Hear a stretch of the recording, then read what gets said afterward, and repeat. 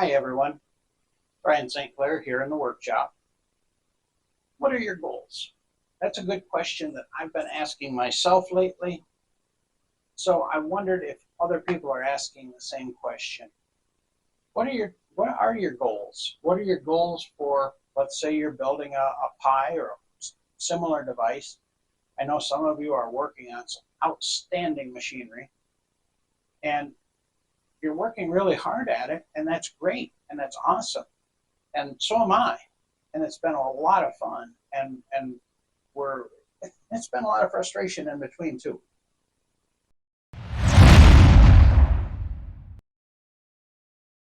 So here's my thought though.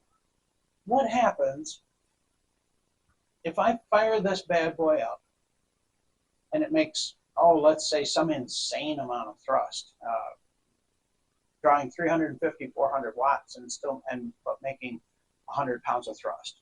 That's just an insane calculation that's unfathomable to me right at this point. Let's just, for the sake of argument, say that that's what it does. So I take this out and I bolt it into the back of a pickup truck and I drive it down the road. I can shut the engine off and still accelerate. Let's say I can take it over to the airport, elicit somebody with a pilot's license and a private plane. We bolt it into the private plane. We get it up to speed in the air, turn this on, and it actually accelerates. You can shut the engine off. It accelerates and moves on by itself. So what at that point are we going to do? That's the question I'm actually asking myself now, because I am so close to complete and total success mechanically that now the question becomes, what am I going to do with it?